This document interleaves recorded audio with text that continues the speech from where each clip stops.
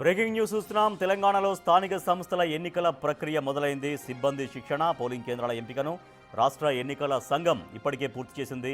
ప్రతి మండలంలో 5 ఎంపీటీసీ స్థానాల పునర్విభజన కూడా పూర్తయింది. 12,777 గ్రామ పంచాయతీలు, 5,982 ఎంపీటీసీ, 585 జెడ్పీటీసీ స్థానాలకు ఎన్నికలు నిర్వహించనున్నారు.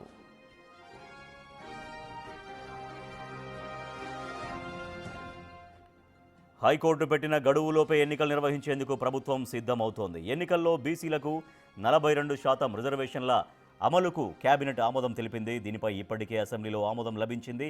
జనాభా ప్రకారం బీసీలకు 42% రిజర్వేషన్లను అమలుకు తదుపరి చర్యలు చేపట్టాలని కేబినెట్ నిర్ణయించింది.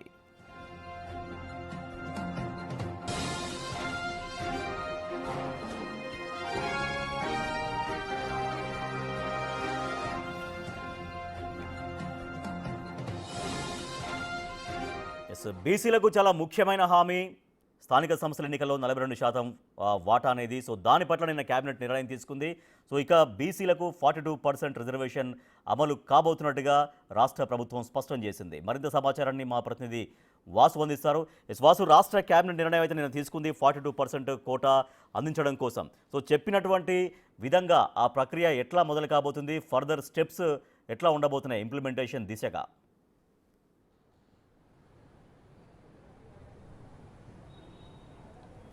రాజేష్, మనం చూస్తూ ఉన్నాం హైకోర్టు ఆదేశాల మేరకు హైకోర్టు పెట్టినటువంటి గడువు లోపే ఎన్నికలు నిర్వహించేందుకు ప్రభుత్వంతో పాటు ఎన్నికల కమిషన్ కూడా సిద్ధమైంది. ఎందుకంటే ప్రభుత్వంతో పాటు ఎన్నికల కమిషన్ కూడా ప్రక్రియ దాదాపుగా షురూ చేసి చెప్పాలి. నిన్న జరిగినటువంటి కేబినెట్ భేటీకి సంబంధించి కూడా కొంతకాలంగా బీసీల రిజర్వేషన్ స్థానిక ఎన్నికల్లో 42% సంబంధించి ఏ విధంగా అమల్లోకి తీసుకురావాలి అనే అంశానికి, ఎందుకంటే గత ఎన్నికల్లో కాంగ్రెస్ పార్టీ ఇచ్చినటువంటి కామారెడ్డి డిక్లరేషన్ ప్రకారం 42% రిజర్వేషన్ స్థానిక ఎన్నికల్లో కల్పిస్తామని కాంగ్రెస్ ప్రభుత్వం చెప్పినటువంటి నేపథ్యంలో కూడా నిన్న కేబినెట్ భేటీలో కూడా ఎట్టి పరిస్థితుల్లో 42% రిజర్వేషన్ స్థానిక ఎన్నికల్లో కల్పించాలంటూ కేబినెట్ నిర్ణయం తీసుకుంది.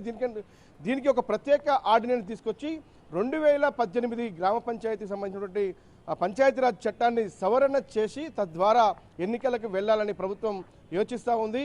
దీనికి సంబంధించి కూడా సర్పంచి, ఎంపీటీసీ, జెడ్పీటీసీ, మరోపక్క మున్సిపల్ కార్పొరేషన్లకు సంబంధించినటువంటి ఎన్నికల కోసం కూడా దాదాపుగా సిద్ధమైంది. మొదటగా ఎందుకంటే పార్టీలకు సంబంధం లేనటువంటి, పార్టీ గుర్తులకు సంబంధం లేనటువంటి పంచాయతీరాజ్ ఎన్నికలకు ముందుగా వెళ్లాలని ఆ ప్రభుత్వం యోచిస్తున్నట్టుగా మనకు తెలుస్తూ ఉంది.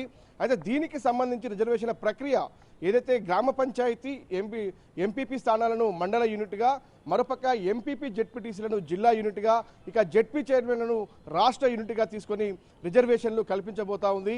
దీనికి సంబంధించి కూడా ఇప్పటికే కీలకంగా ఎన్నికల కమిషన్కి సంబంధించి కూడా దాదాపుగా సిబ్బందితో పాటు ఆ పోలింగ్ బూత్లను కూడా ఇప్పటికే ఏర్పాటుకు సంబంధించి దాదాపుగా ఎంపిక పూర్తి చేసింది. ఇక ప్రతి మండలంలో 5 ఎంపీటీసీ స్థానాలకు సంబంధించి కూడా పునర్విభజన కూడా నిన్నటితో పూర్తి చేసింది.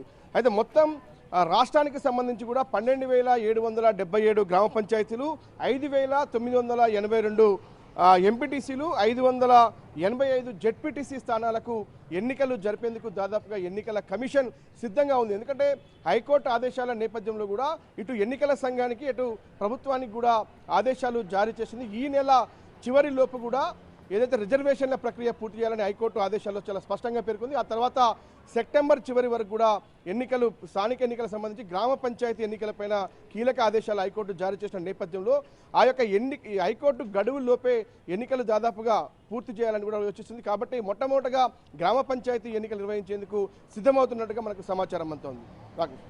Right, thank you Vasu. High court ఆదేశాల నేపథ్యంలో ఎన్నికల సంఘం, ఇటు రాష్ట్ర ప్రభుత్వం తమ చర్యలు, తమ కార్యక్రమాలు కొనసాగిస్తోంది. దీంట్లో భాగంగా బీసీలకి ముఖ్యమైన హామీ అయినటువంటి కామారెడ్డి డిక్లరేషన్లో 42% కోటా ఇస్తాం స్థానిక సంస్థల ఎన్నికల్లో అనేది బీసీలకు ఇచ్చినటువంటి ముఖ్యమైన హామీ. ఆ హామీకి సంబంధించిన రాష్ట్ర కేబినెట్ నిర్ణయం తీసుకుంది. దీంతో ఎన్నికల ప్రక్రియ అటు ఎన్నికల సంఘం కొనసాగిస్తోంది. ద సేమ్ టైం ప్రభుత్వంగా 42% కోటా బీసీలకు అందించేటువంటి ప్రక్రియ కూడా ప్రారంభమైంది.